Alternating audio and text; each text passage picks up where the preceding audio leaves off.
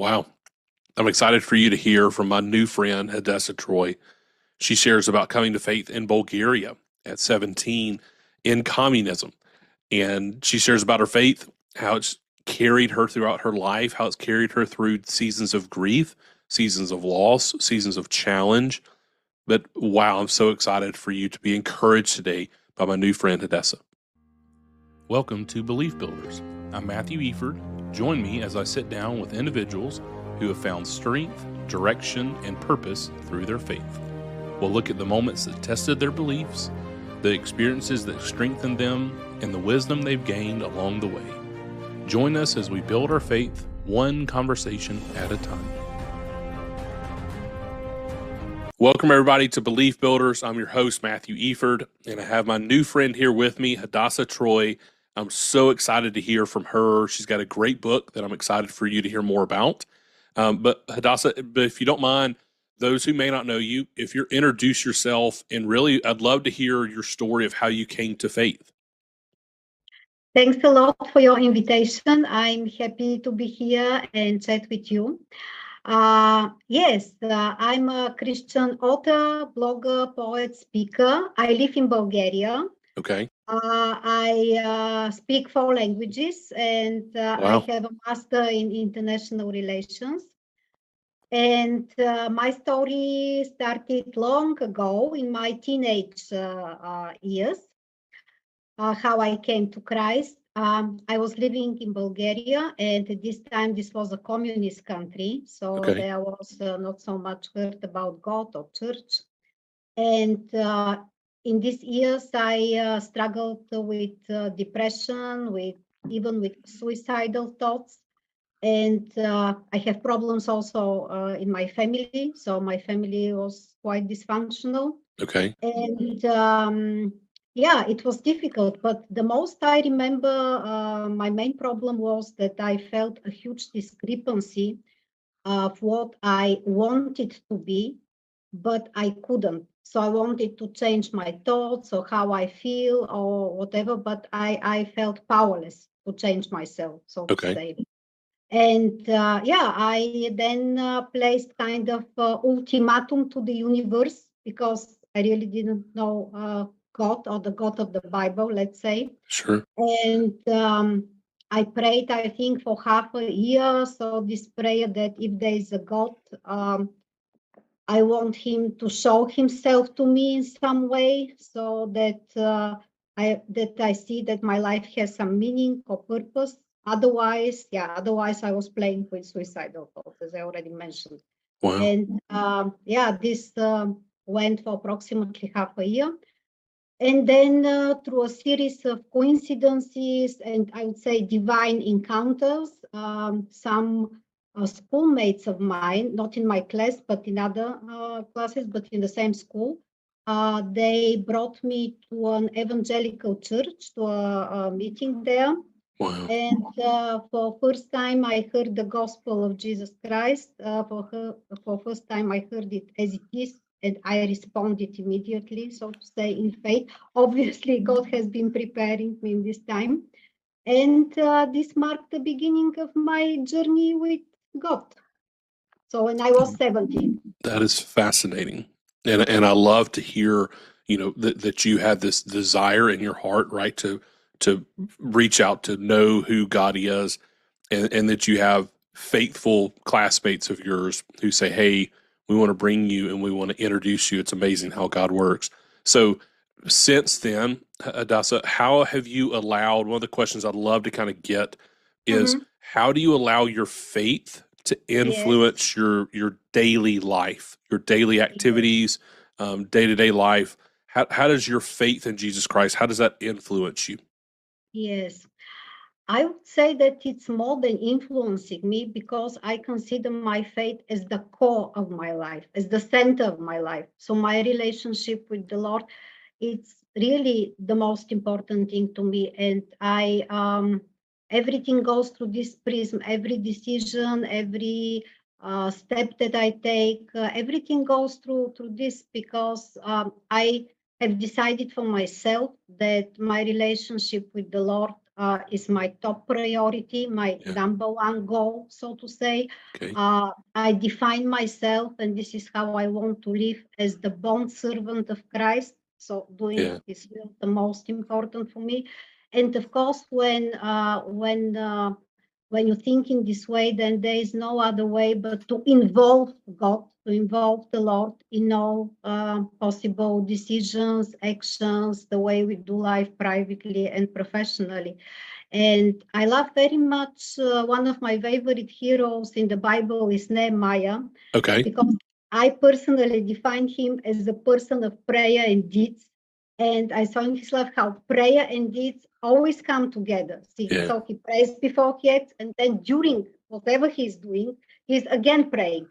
And I love this. And of course, the other is that he always puts God first and giving God the glory the first. And this is, of course, how Jesus modeled in his ministry, in his life, that seeking God's will and seeking to give God the glory is our number one goal and number one motivation to lead us in what we are doing. So I love that, and I think that's fantastic.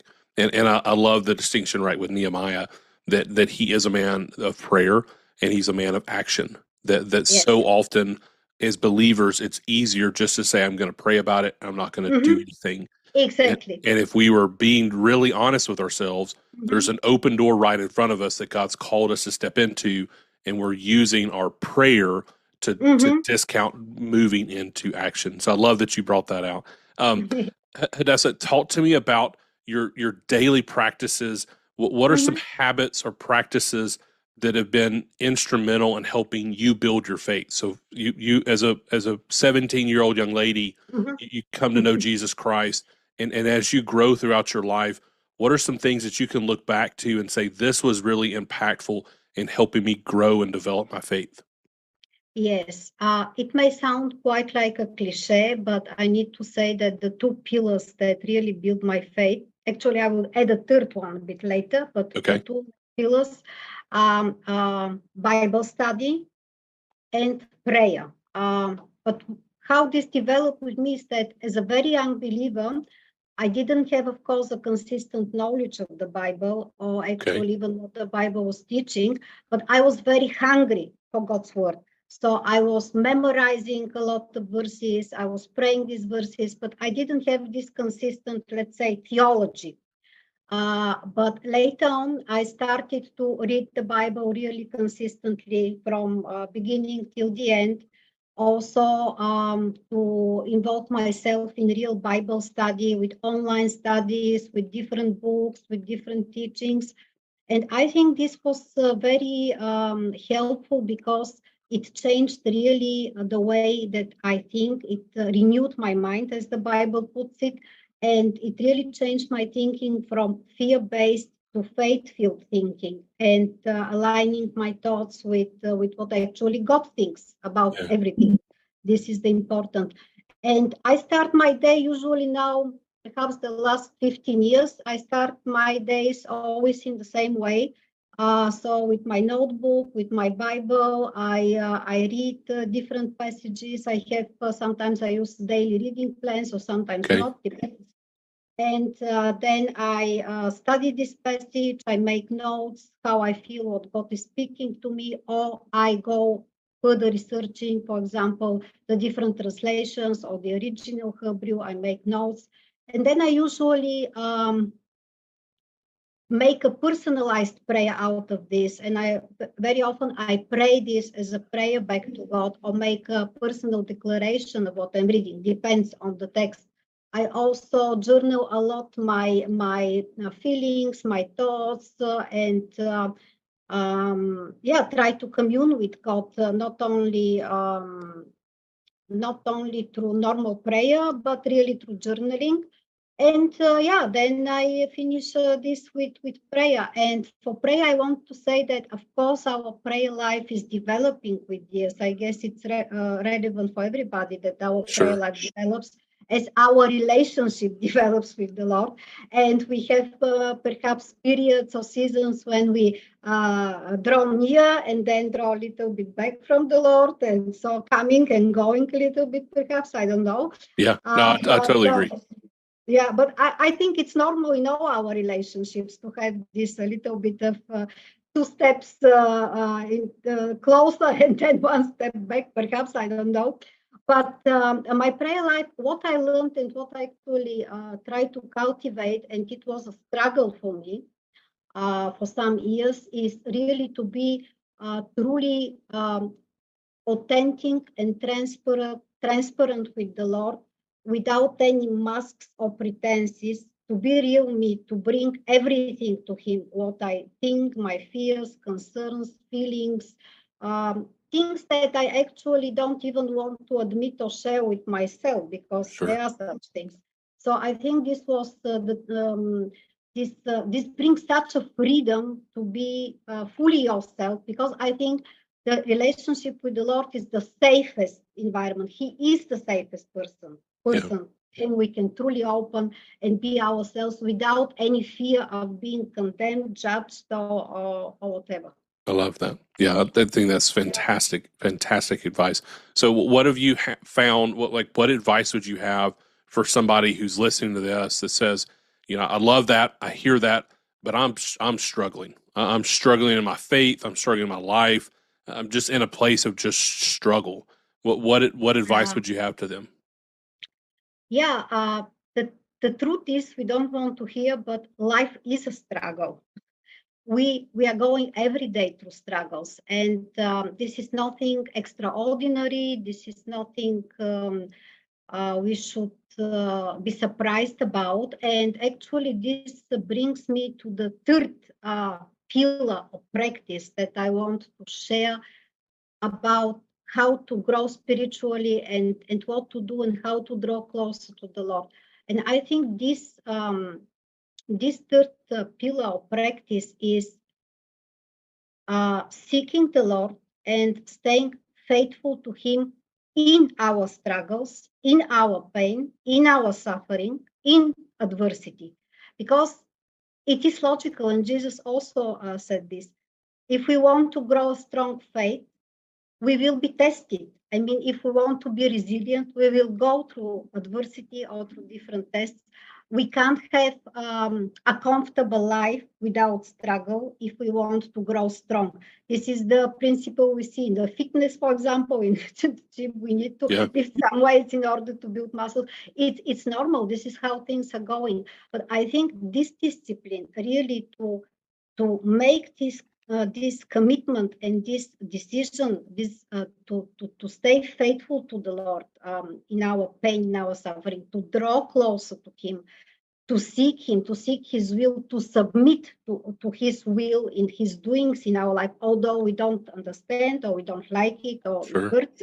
I think this is the number one catalyst for growth. That's why I'm saying suffering is really a catalyst for growth. We don't love to hear this a lot, but it is the truth and what I've learned also through personal experience. Yeah, I love that. So if you don't mind sharing, I know your book's about that. Talk to us about the book and some of you said some of your experience. Like, talk me through some of that. Yes. This actually brought the birth of my book. It's called Draw Near, How Painful Experiences Become the Birthplace of Blessings. Okay. And in this book, I'm going through 13, of course, there are much more, but I'm going through 13 painful experiences like betrayal, rejection, grief, loneliness, depression, and others. And I'm also sharing a little bit of my personal story, also adding Bible theology on this subject. Okay. And most of all, my goal with this book was to change how we see our suffering, to change our perspective, to see that actually in every painful experience, if we really draw closer to God, it can be, as I said, a catalyst to growth, and God has buried a lot of spiritual gains and blessings in each of these painful experiences. that can contribute extensively to our growth and also to our blessedness eternally, not just here on our in our earthly living.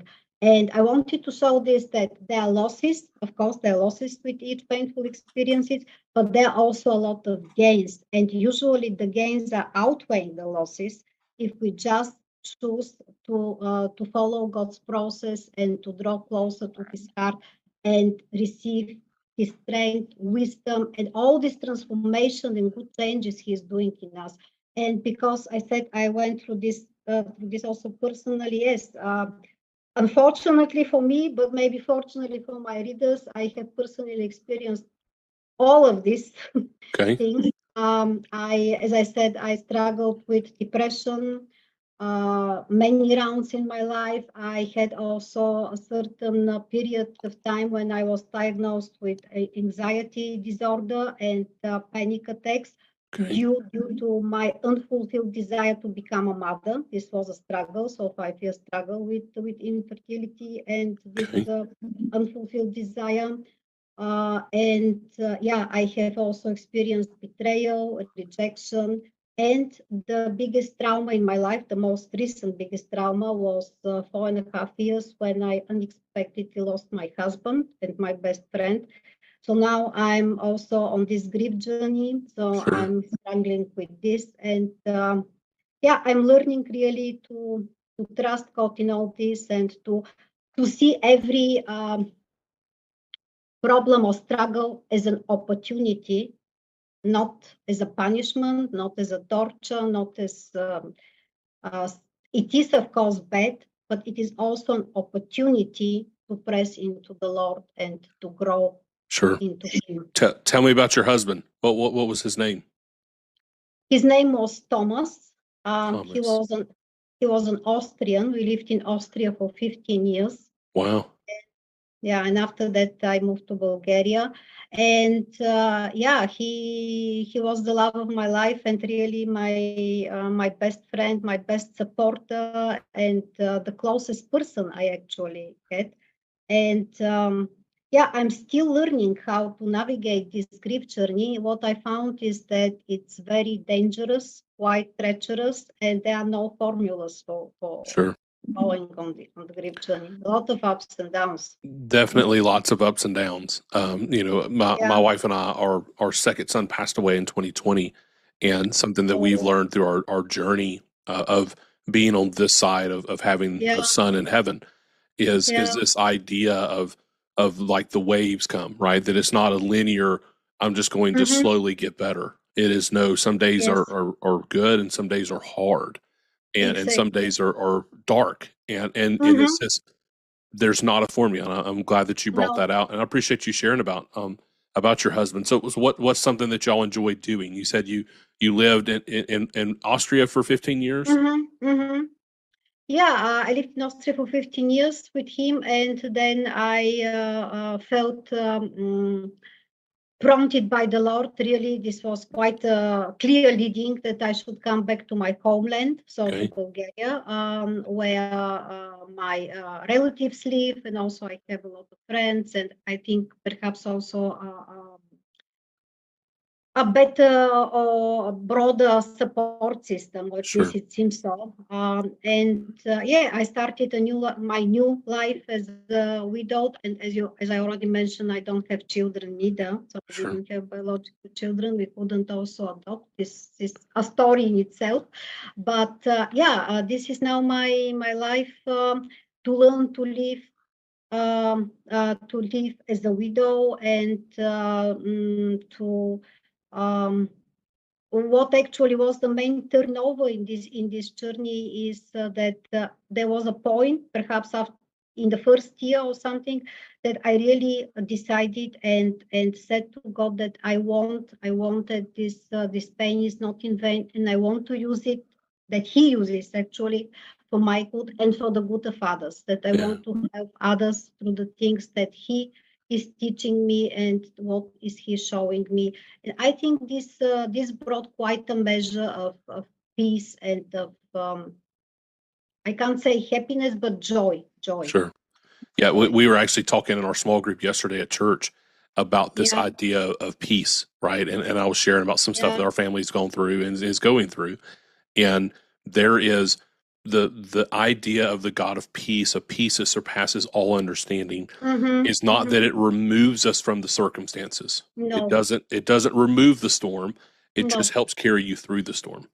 And yes, that's a very distinct, a very important distinction to remember, that you hear yes, peace and you hear that God is the God of peace, and you're like, okay, mm-hmm.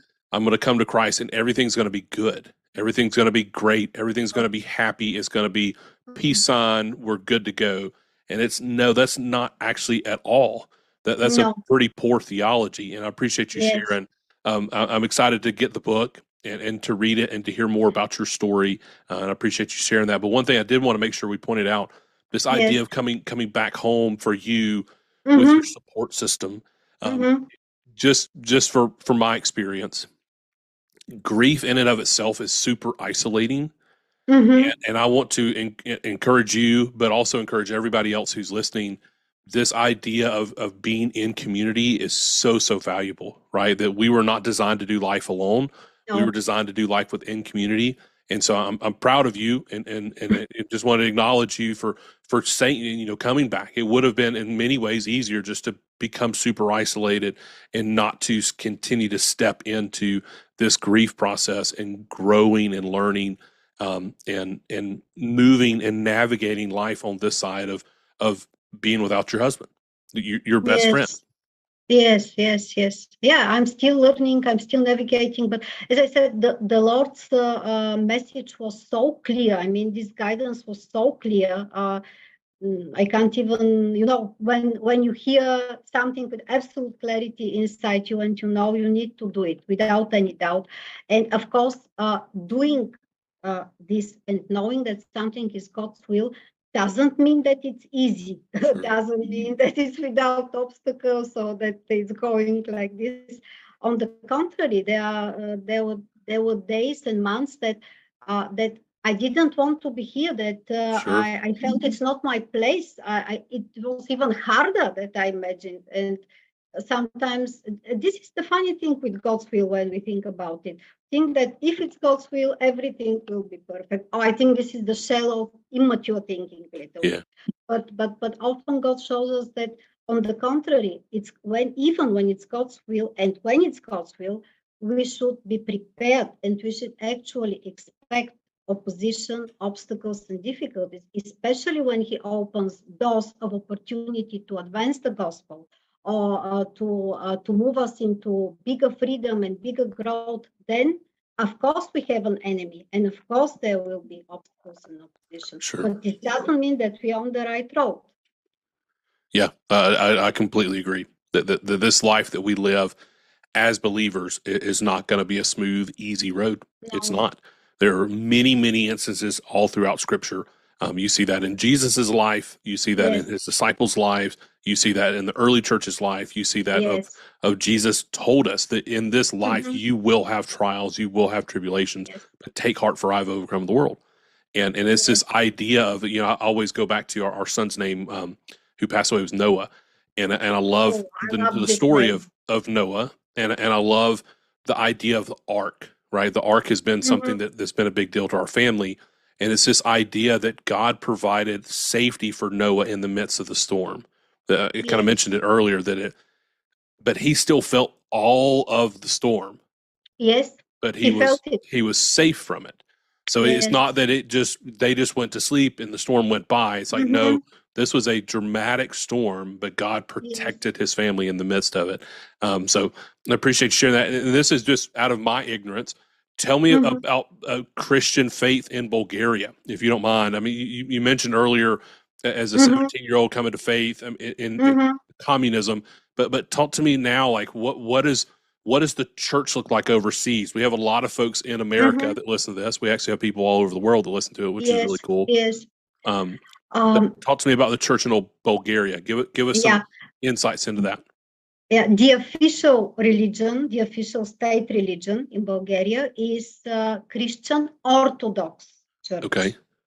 So it has its own, let's say, rules, traditions, and so on. Of course, there are also a lot of evangelical churches, so like Pentecostal, Baptist, and all this kind. I'm actually a member of an evangelical Pentecostal church. Okay. Yeah, there is also a very small percentage of Catholic churches, but it's very small, perhaps 1 to 3%, something like this.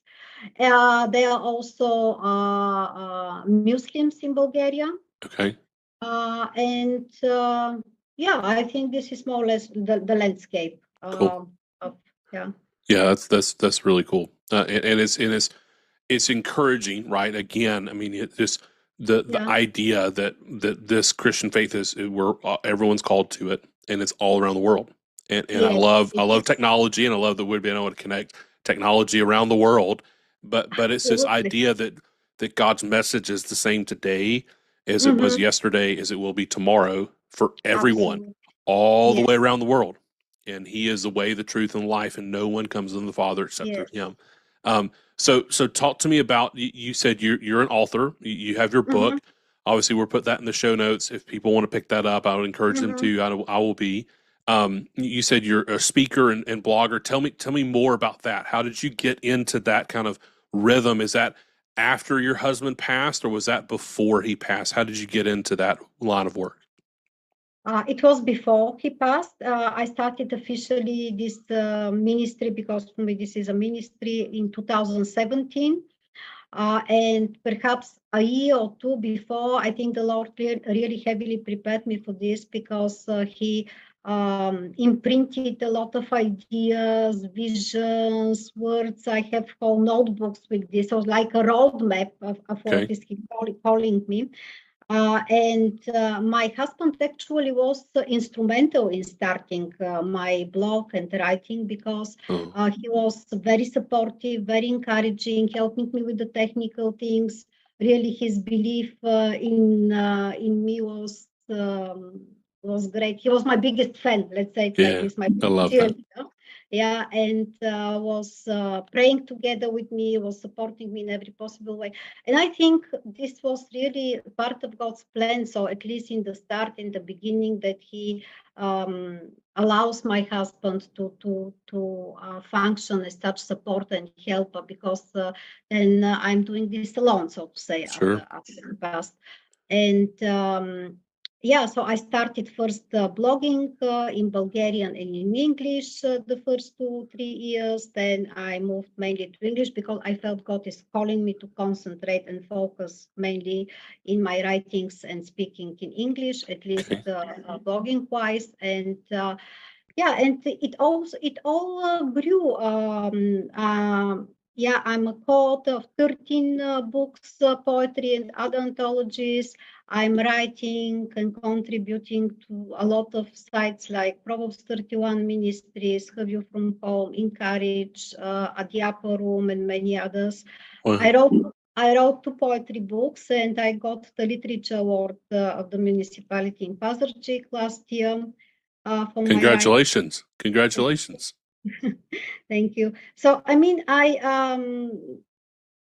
it's moving, it's flourishing, and it's really exciting and adventurous to do this together with God, because yeah, I'm never run out of ideas or messages. I mean, there is whole notebooks still waiting to be written, and but it's amazing how to move with God, and how He leads the show, so to say, and how He opens doors, and for example, here or there, and different possibilities.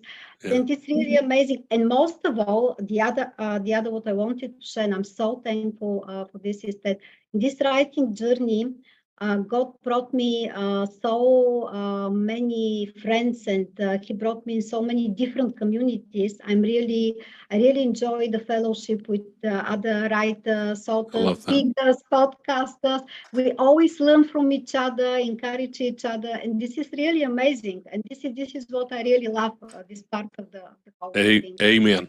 It is very encouraging. It's encouraging to meet fellow believers And it's so encouraging just to see God working in the midst of His church all around the world.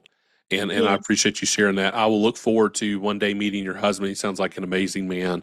I wanted to know, how does somebody get in touch with your blog? Like, how do they find? Do you have your own website? And can you give us that just so we can make sure and note that if somebody's hearing this and they say, I really want to keep in touch with her and hear more of her story and her journey, where do they get in touch?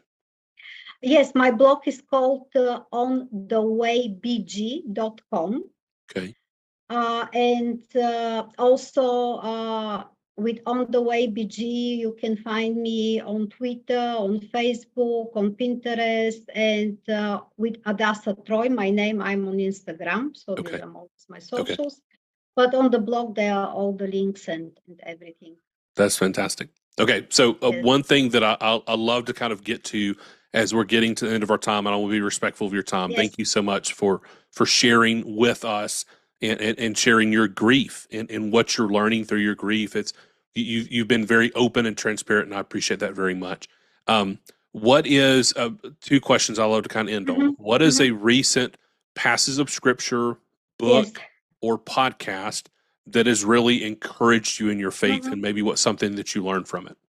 Yes, the most recent actually was from yesterday, and this really spoke to me. Obviously, this was something I needed. It was from a book called 100 Days of Strength in Any Struggle by Encourage. This is a compilation. And in this particular chapter, the author Anjuli Pashao addresses our tendencies, and this was my particular struggle, our tendencies to force our way forward based on fear. Okay. And I really felt very convicted about this. And so the message was, don't force those of opportunities. Don't push people to relate or to react to in a certain way that you want. And of course, don't push and don't force God to act in a certain way. So surrender, trust. This is the message what I needed to hear today. I love that. I love that so much. Okay, so go back 10 years ago and give yourself a piece of advice. What piece of advice would that be? Yes. 10 years ago, I was exactly 40. And I was at the peak of my struggle with this anxiety and infertility and this strong controlling desire to be a mother. And the advice I would give myself then is the same that I mentioned just before. Trust God. He can turn really everything into good. He can redeem the pain. He can redeem the suffering. And you and God can overcome everything. I love that. What a fantastic piece of advice for us to end on. So Hadassah, just one more time, tell us your book and tell us your blog URL so that way people can get connected to you. Yes, my book is called Draw Near: How Painful Experiences Can Become the Birthplace of Blessings. It's on Amazon, on all other major book online retailers. Perfect. Actually, here it is. Fantastic. It's a great cover. I love that cover. Yeah, the cover is really amazing. The Color Press Publishing, they did really a great job with the cover. I love it. And my blog is onthewaybg.com. So Perfect. This is the name of my blog. And as I said, with this handle On The Way BG, you can find me on social media and on Instagram with the handle Hadassah Treu. That's fantastic. Well, Hadassah, thank you very much again for sharing your time and your story. I look forward to getting the book. I look forward to staying in touch and following along with your blog. Thank you, everybody, for joining Belief Builders today. We'll see you soon. We're so glad you could join us on this episode of Belief Builders. We hope today's discussion has strengthened your spirit and encouraged you in your own journey of faith. Be sure to follow along for more uplifting stories. If you haven't already, hit that subscribe button and share this podcast with friends and family. Let us know in the comments if there's someone whose faith journey you would love to hear. We're always eager to share more stories that inspire and uplift. Until next time, keep building a faith that guides your decisions.